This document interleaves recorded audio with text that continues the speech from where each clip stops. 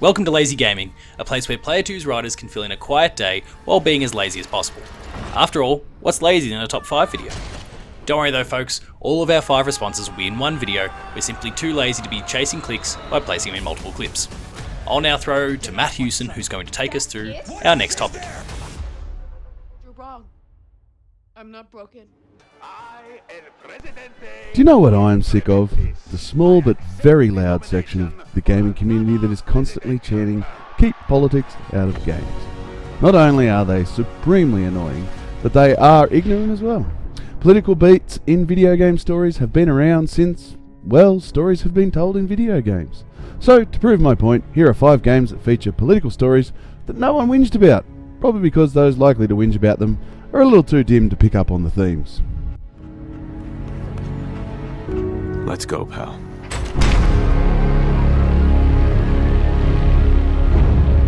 Number 1. Attempted evacuation of Dubai ended in complete failure. Number 1. Spec Ops The Line.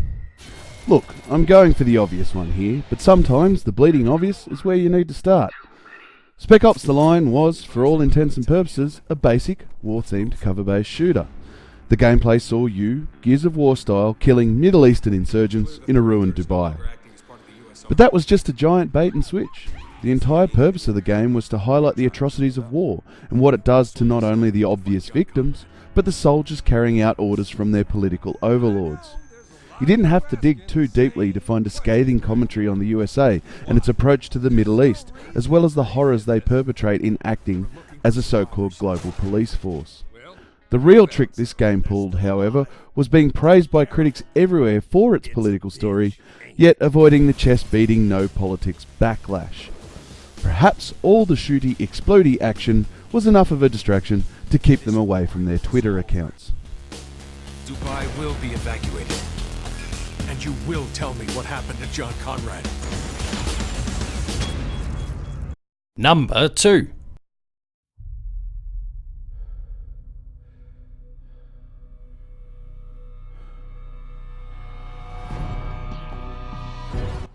Number 2. Mass Effect 2.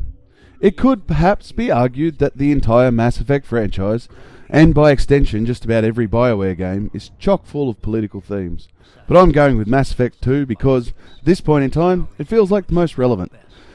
That relevant reason is the elusive man, a politically charged billionaire who seeks the promotion of his own cause at whatever the cost.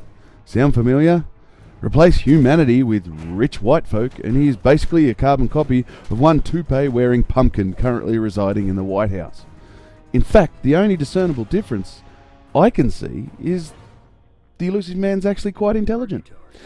The turmeric-coloured crybaby, however, is not.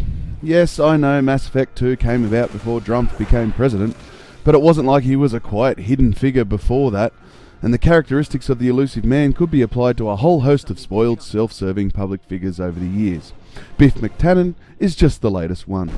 I guess people were too busy with the steamy alien rumpy bumpy to worry about complaining though.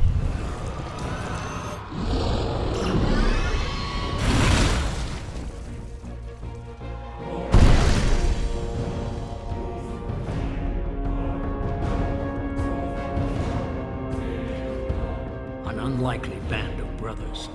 Tough, but are they loyal? Number 3. Number 3. Sonic the Hedgehog. Have I gone mad? How is this blue speedster in any way related to political discourse? Well, my friends, let me tell you. The entire franchise is based around a megalomaniacal industrialist wanting to ruin nature and force its inhabitants to work for him. If that is not a strong indictment of capitalism and a stern warning as to how we are treating our environment, I don't know what is.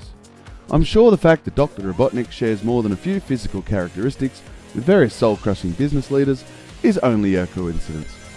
Sega, all those years ago, saw the damage that was occurring to our planet and decided to use video games as warnings.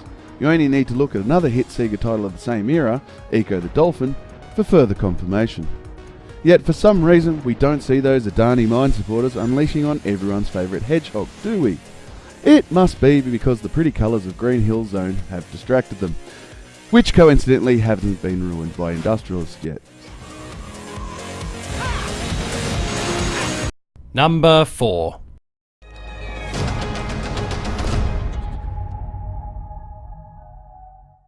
Assassin's Creed. I'm throwing the blanket over the whole franchise here. Assassin's Creed isn't only, at its very core, a political tale, but it is set during key political events throughout history. Let me start with the whole Assassins versus Templar thing.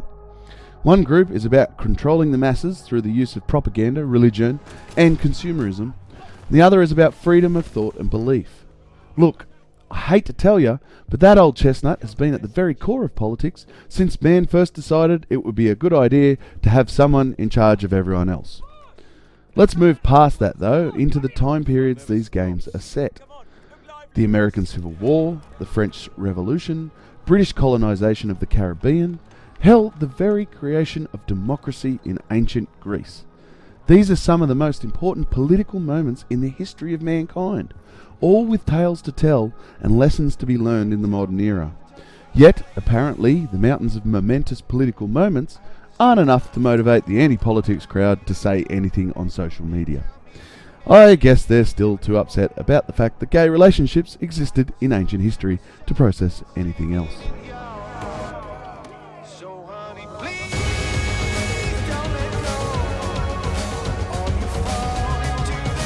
And number 5. The rules have changed. There's a fine line between right and wrong. Number 5. Any game about war, ever. Somewhere. Look, this is a really simple one. If a video game has a war in it, it has politics in it. From Company of Heroes to Call of Duty to Age of Empires. If two opposing ideologies are clashing, then by the very definition of the word, that is politics. It is literally impossible to have anything featuring war exclude political discourse. It can't be done. So I guess I've just solved a massive problem for gamers everywhere. Those complaining about politics in games can no longer play anything with war in it, leaving the rest of us to enjoy our games in peace. I'm sure those political haters will enjoy Tetris as a good example of a game with no politics in it. But then again, wasn't Tetris used during the Cold War as a showpiece for Russian creativity and superiority? Isn't that political? Well, I guess that's another game off their list. We get dirty, and the world stays clean. That's the mission.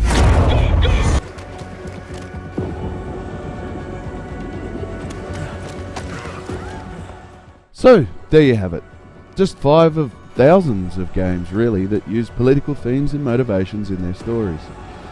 I hope it opens the eyes of a few people out there and they realise what utter dribble they have been banging on about. But I imagine it won't seep through their thick skulls. Or could it be that when they say keep politics out of games, they actually mean keep anything that they are personally uncomfortable with out of games? No, couldn't be as simple as that, could it? Oh well, at least for the rest of us, we can have a laugh. It's either that or cry. Terrorist attacks highlights the danger posed by augmented citizens. I once thought I could save the world. Now look at it. So that's this episode of Lazy Gaming done and dusted. If you enjoyed it, then be sure to like, share and subscribe to this channel, and of course hit that notification bell. That way you're alerted to all the awesome content that can only be found on this channel. Visit the website, player2.net.au, and explore all of our awesome written content as well. Just have to let go. If you're a fan of what we do in either the written or video spaces, then please consider becoming a patron of Player 2, where you can help the P2 dream to grow. Patreon.com/player2au. Manipulating lives. Until next time, that's been this episode of Lazy Gaming, and frankly, video editing.